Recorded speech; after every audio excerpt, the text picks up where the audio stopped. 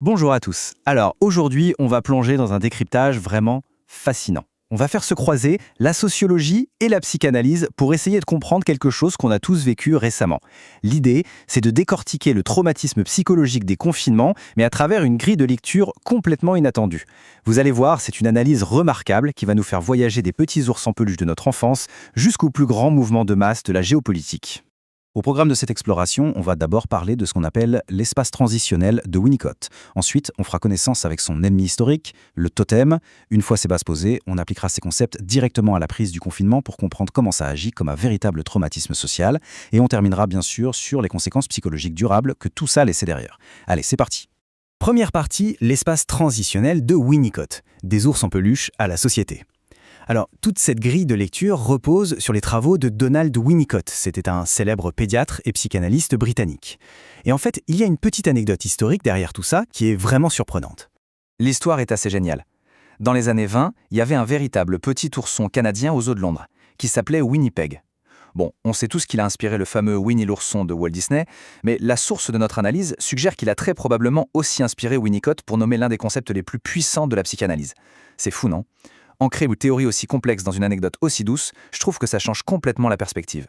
Ce concept justement, c'est l'espace transitionnel. En gros, imaginez que ça agit comme une sorte de bulle intermédiaire. Prenez un simple ours en peluche. Pour un enfant, ça fonctionne comme un véritable sas de sécurité. C'est un objet qui protège l'enfant tout en lui permettant d'aller tester, de goûter prudemment au monde extérieur, sans avoir peur d'être complètement englouti par l'angoisse de la nouveauté. C'est un peu son bouclier magique. Mais ce qui est captivant, c'est-à-dire que cette idée, elle ne s'arrête pas du tout à la petite enfance. Elle s'élargit à toute la société. À l'âge adulte, cet espace transitionnel, ça devient la stabilité du couple, nos maisons, nos familles et même nos environnements de travail. L'analyse souligne que même les cérémonies religieuses jouent ce rôle. D'ailleurs, le mot latin religare veut dire relier. Et bien sûr, il y a le marché, cet endroit d'échange qui a permis de fonder nos villes. En fait, l'essentiel à retenir, c'est que ces espaces nous protègent et cultivent notre singularité. C'est ce qui nous permet d'être ouverts et bienveillants face à la différence des autres. Et c'est ce qui nous amène à la deuxième partie, l'ennemi héréditaire, le totem et l'exigence d'uniformité. Et oui, parce que cet espace qui protège notre singularité a un adversaire redoutable depuis la nuit des temps. Cet adversaire, c'est le totem. Le totem, on peut le définir comme un pôle d'attraction massif, très souvent une force d'État ou une idéologie. Son but, c'est de briser intentionnellement les liens subtils de nos espaces transitionnels. Pourquoi ? Eh bien pour récupérer toute notre énergie et la détourner vers une gigantesque mobilisation de masse. Mais le truc, c'est que ce totem a un défaut de fabrication majeur. Il est littéralement intolérant à la moindre petite différence. Il veut de l'uniformité, point final. Si on regarde un peu l'histoire, on voit un basculement géopolitique très clair. À la fin du 19e siècle, les espaces traditionnels commencent à devenir beaucoup trop lents pour une modernité qui a soif d'énergie. Puis, entre 1914 et 1918, toute cette énergie humaine est mobilisée, de façon tragique évidemment, pour la Grande Guerre. Et en 1919, le traité de Versailles entérine complètement cette nouvelle ère. C'est l'avènement du totem absolu, l'État-nation. Et ça illustre parfaitement le cœur de cette analyse. D'un côté, on a l'espace transitionnel, il favorise notre côté unique, notre singularité, et il aime la différence. Et de l'autre côté, on a le totem étatique, il exige une uniformité stricte, total, et il rejette tout ce qui sort du rang. C'est vraiment le combat perpétuel entre l'unique et l'homogène. Bon, à ce stade, vous vous demandez sûrement comment un concept de psychanalyse vieux d'un siècle peut-il bien nous aider à comprendre le choc super moderne, super inédit des confinements liés à la pandémie. Eh bien, c'est exactement l'objet de notre troisième partie, le confinement en tant que traumatisme social, à travers la rupture de nos liens. Ici, l'auteur utilise la théorie de Winnicott et l'applique à la crise mondiale. Il ne la regarde plus comme un simple événement médical, mais comme une réorganisation sociale d'une violence inouïe. En fait, l'analyse observe objectivement que dès le début de la crise, il y a eu un basculement. La gestion médicale de proximité a été mise de côté au profit d'une gestion politique, une gestion totémique. Au-delà des débats scientifiques, la priorité absolue est devenue la logistique centralisée par l'État. Pour faire simple, le sommet de l'État s'est substitué aux médecins de famille de quartier. Et ça a entraîné une destruction méthodique, et surtout ultra soudaine, de tous nos repères. Regardez bien, les liens professionnels, tranchés par le télétravail, les liens d'amitié et de famille, suspendus par la distanciation, les liens commerciaux, effacés par la fermeture des commerces, la proximité médicale, rompue.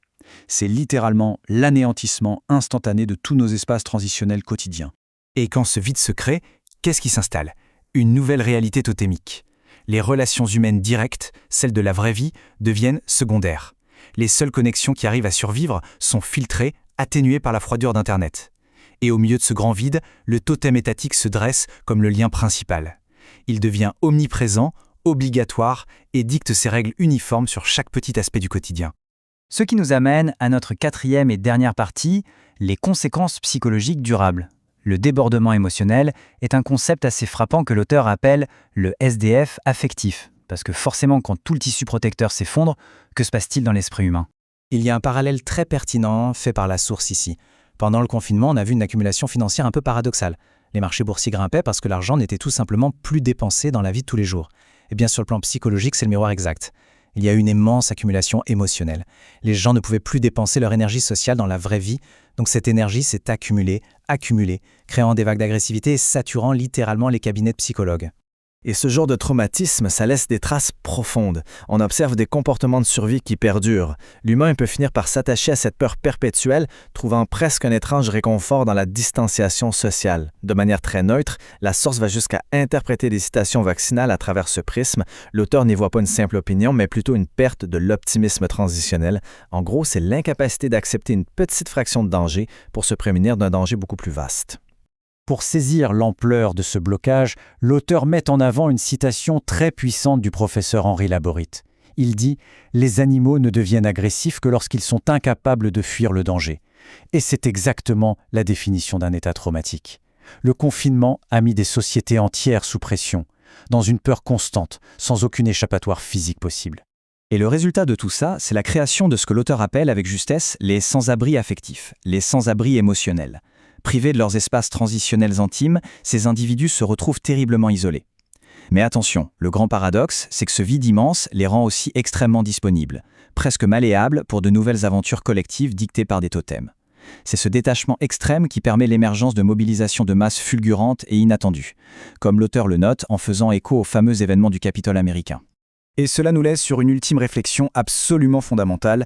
Alors que nos sociétés essaient aujourd'hui de reconstruire ces fameux espaces transitionnels, réussira-t-on à retrouver et à protéger notre singularité?